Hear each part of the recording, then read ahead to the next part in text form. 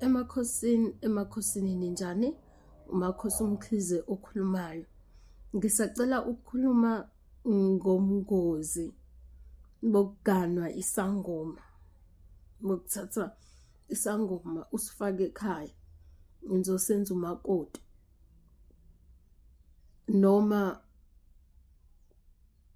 umuntu ozoqutshukwa umngoma la ekhaya egcikeni, ngoba khona abantu ababa nomngoma sebeganile, sebekhokheliwe, sebeshadile, idlozi libaqubuke sesebesemzini vele.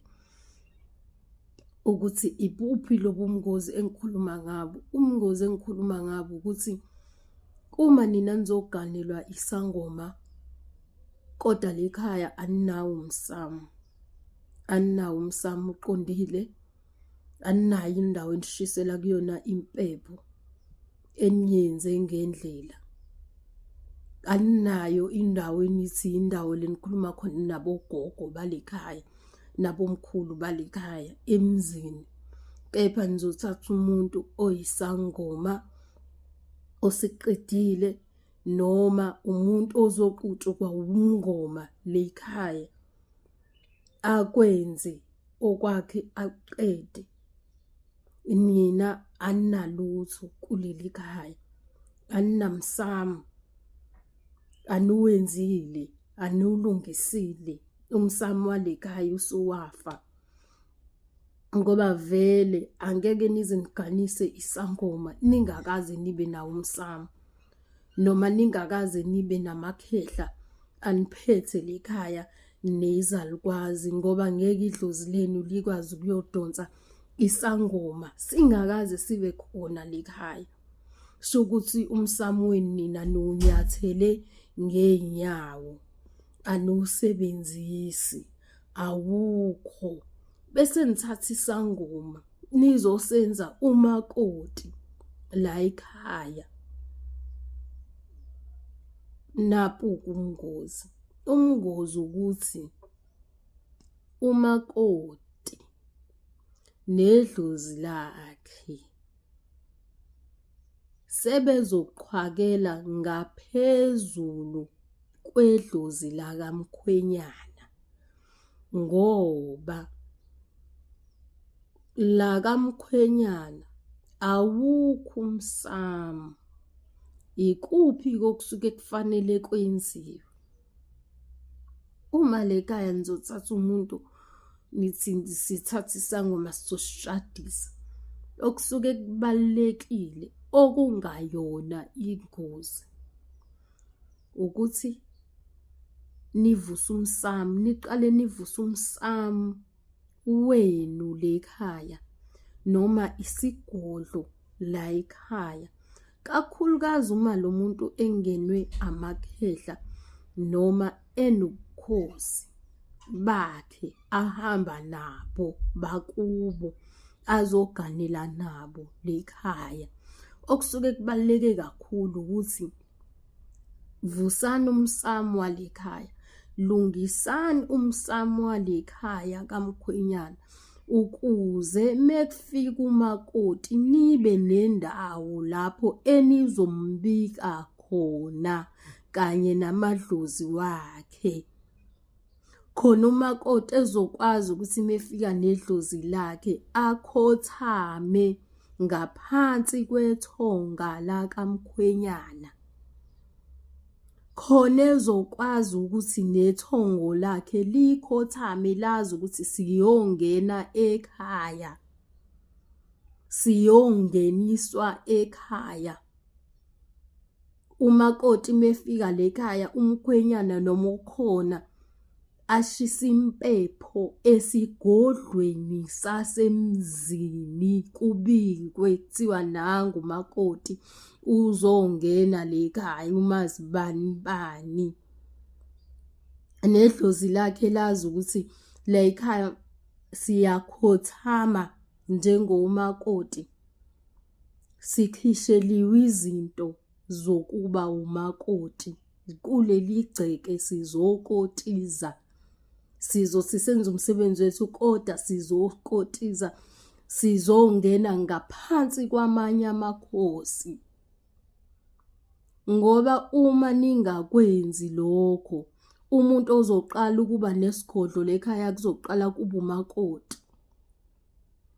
Shukuthi uma kwenziwa izinto manje lekhaya zizoqala ukuhlatshwa izimbuzi noma impepho noma ini, kuzoqala ukuhlatshwa umakoti. Noma ngingathiwa senimthengile namkhokhelela namenzela yonke into, kodwa ngekushintsha ukuthi idlozi lakhe la kubo azalwa nalo akusilona idlozi lakulomuzi.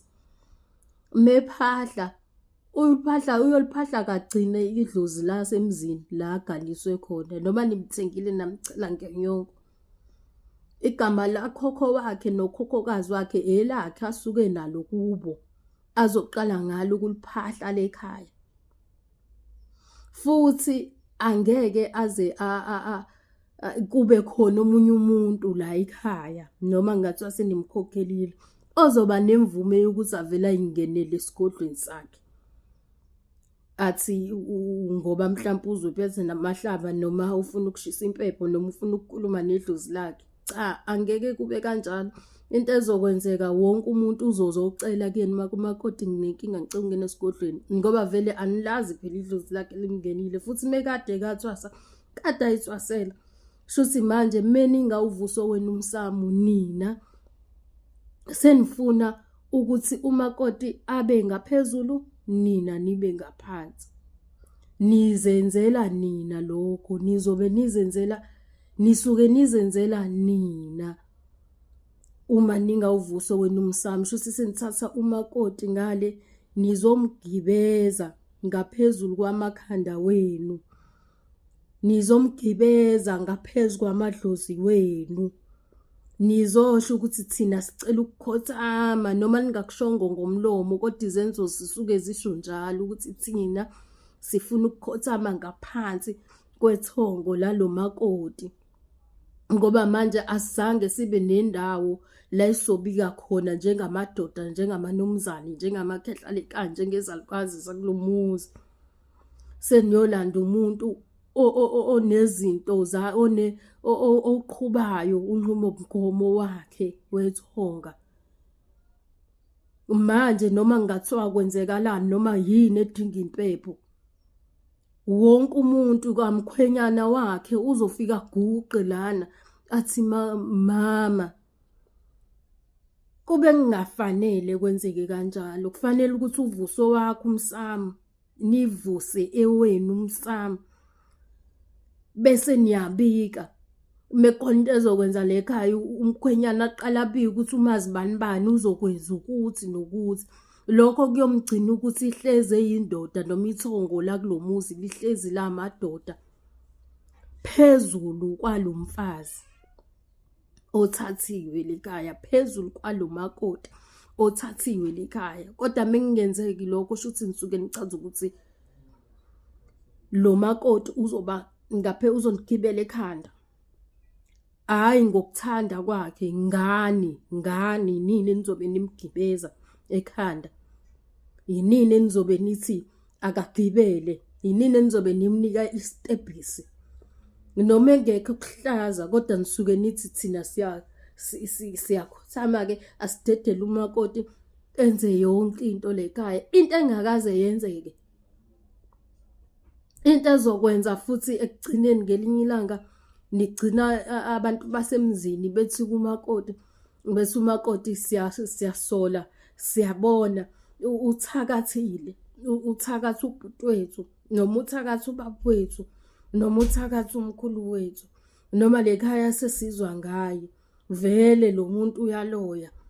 Nikhohle ukuthi akusiyena wonke umuntu onempande ezingcolile, akusiyena wonke umuntu ophiwa ukuthakatha. Mandulo kwakunomehluko phakathi kwesangoma, isanusi, bese kuba khona umehluko phakathi komthakathi. Kwakukuhle mandulo ngoba kwakuhlukaniswa, lezi zinto zayihlukaniswa. Kodwa manje ayisahlukaniswa, sekuyaxova ngoba vele abantu abazazi. sekuyaxova. Kudala kwakukuhle kudala kwakuba nomahluko, kwakuhlukaniswa, kuhlukana udede. Nomuntu azazi kahle ukuthi ngiyakumelaphi noma ngiyakamthakathi. Kwakungenankinga kangaka. Lalingekho lo bhubhane olungaka, babengekho labantu ababulalana kangaka. Ngoba wonke umuntu wayenokuqonda, wayekwazi ukubona umuntu oclean, umuntu ongcolile. Kodwa manje sekuhlangahlangene. Angikho-ke lapho la ngikhona ukuthi ekugcineni ngigcine ngithuka umntana wabantu ongazange enze lutho kuleli khaya. Nonke kuhleli namakhehla akhona amadala, iy'nqophongo zamadoda nogogo, ngoba nivela abantu kade balahleka. Usiko alisasetshenziswa, akekho owaziyo ukuthi kuphi kufanele akwenze. Kepha ukuze kungaze kugcine kufike lapho vele kogcina kunalawo magama, ngoba manje ayikho into eqondile eniyenzile nina likhaya. Anikwazi ukuthi nithathe umuntu omkhulu kangaka noma onobizo olungaka, noma anginandaba noma ngingathiwa limqubuke eselikhaya, kodwa idlozi lomuntu kusuke kuyidlozi azalwe nalo, elisegazini lakhe ley'bongo zakhe. Kuze kube ngconywana nabesithunya mekuthiwa hhayi sizothatha owesithunya, kungconywana. Kodwa lekhaya kube khona indlu noma isithunya salekhaya esizomamukela lo mfazi. Vele angeke baze bamlande naleso sithunya engakaze abe khona umuntu la emzini onjalo noma owayenjalo noma owayesebenza kanjalo.